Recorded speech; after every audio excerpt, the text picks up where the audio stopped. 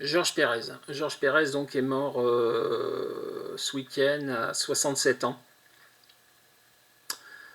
C'est jeune, c'est très très jeune.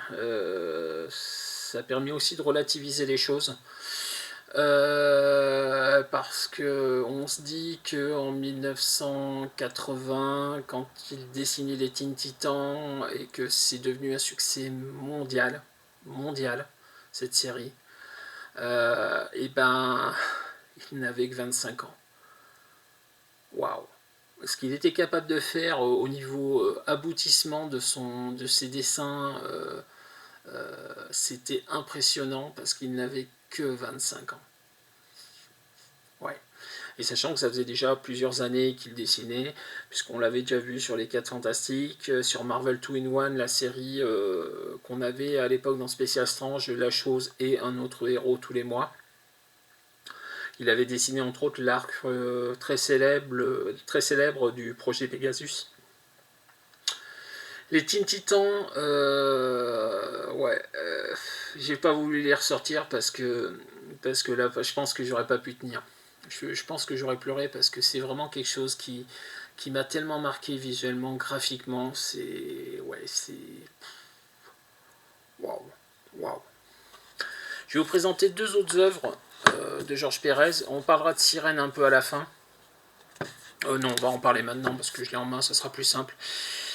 Sirène, c'est la dernière œuvre qu'il a finie avant de prendre sa retraite.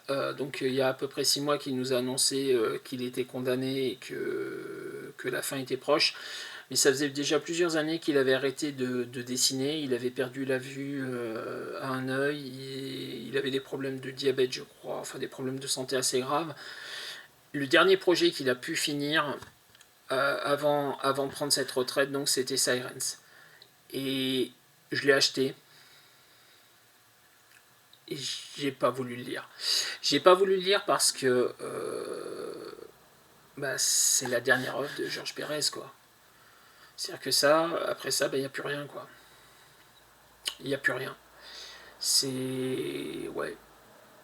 C'est compliqué de se dire qu'on va lire la dernière œuvre d'un artiste qu'on adore et qui, malheureusement, il n'y aura plus rien d'autre derrière. Donc, ouais, Sirens, j'ai toujours pas pu le lire.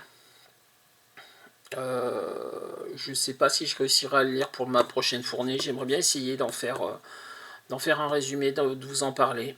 Donc peut-être peut-être que je vais essayer de me forcer quand même. Parce qu'il le mérite. Franchement, il le mérite. C'est quelqu'un, ouais, toutes ses œuvres doivent être connues. D'ailleurs, si pas des gens de Panini ou d'Urban regardent mes vidéos, ce qui m'étonnerait fortement, mais bon, on sait jamais. En ce moment, vous sortez des omnibus sur John Byrne que j'adore.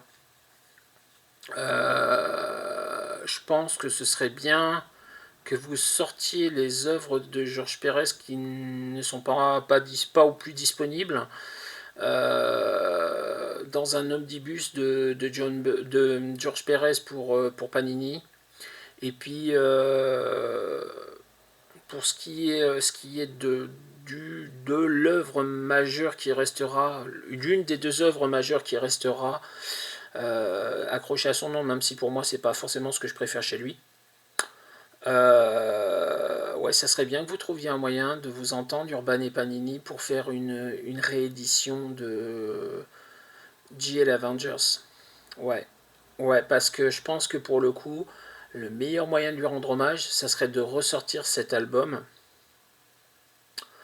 et de le mettre en vente et puis que l'argent aille, comme pour l'édition américaine, au fond d'aide aux dessinateurs de comics. Je pense que franchement, cette œuvre-là mérite une édition française. Un absolute serait bien.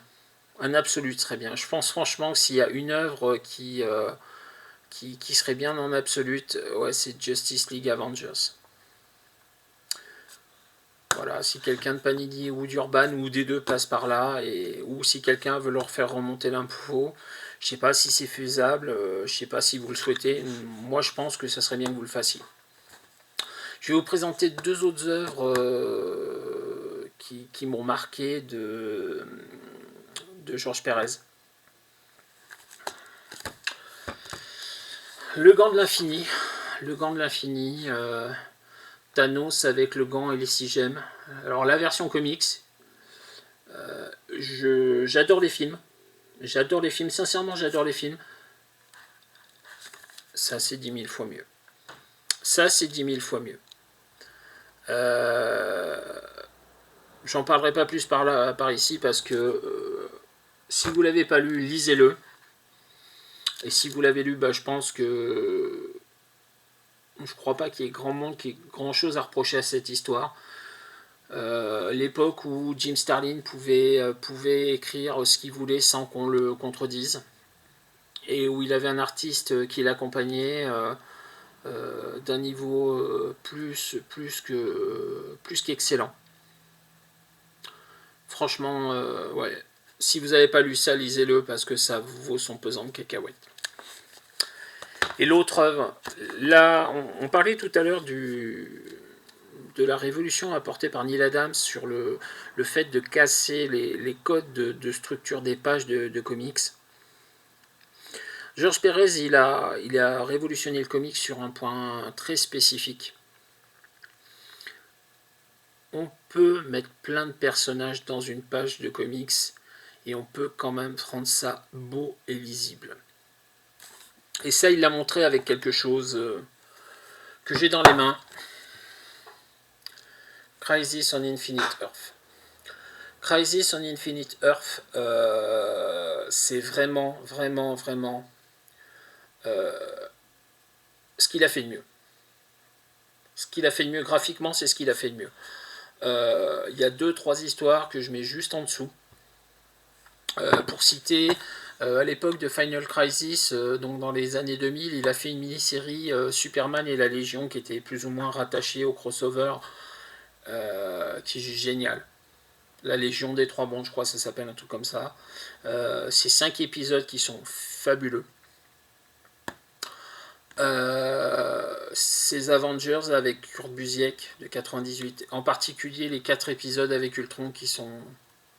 Il n'y a pas mieux sur Ultron. Si vous voulez vraiment découvrir le personnage d'Ultron, il n'y a pas mieux. Il n'y a pas mieux. C'est ce qui a été fait de mieux au niveau du scénario. Et quand on a un artiste comme Georges Pérez et qu'on lui file un scénario comme ça à mettre en image, et ben ouais, ça pète, ça claque. Visuellement, c'est beau. Et quand je disais qu'effectivement, il était capable de remplir ses pages de personnages, ça donne des choses comme ça. Donc voilà. On voit qu'effectivement, il y en a partout. Et c'est pas illisible, c'est pas surchargé. Si on prend les cases une par une, tout est très clair. Si on prend la page dans son ensemble, il y en a partout. Je vais essayer de vous trouver d'autres pages dans ce style. Voilà. Et du personnage, là, il y en a, puisqu'on a quand même le Spectre, le Phantom Stranger, Power Girl et Huntress. Là, on a Blue Beetle. Là, on a la famille Shazam. Il y en a partout. Et il était tout autant capable de faire des pages remplies de personnages. Magnifique. Cette splash page à droite, là, avec les personnages. Ou la cover à gauche, parce que la cover à gauche est tout aussi magnifique. Voilà. Mais il était tout aussi capable de faire des choses avec plein de personnages que des choses très très simples et très très imposantes. Voilà, l'anti-monitor. Quelques personnages en bas qui vont se battre contre lui, mais toute la puissance, toute la crainte qu'on peut ressentir face à un personnage de cette portée-là. Où on sent qu'effectivement il y a un enjeu derrière. Donc, voilà. Encore une fois, c'est difficile aujourd'hui de parler de comics. C'est difficile se dire que bah, c'est fini, qu'on n'aura plus rien. Je vais essayer de lire Sirens pour la prochaine fournée. Et puis, bah, merci Monsieur Pérez et reposez en paix. Merci pour tout le bien-être que vous avez apporté aux fans de comics. Merci pour la beauté que vous avez apportée à leurs yeux. Merci pour avoir réussi à donner corps et à rendre beau les histoires de mots que vous ont donné vos scénaristes. Et puis vous allez nous manquer. Voilà. À la prochaine fois.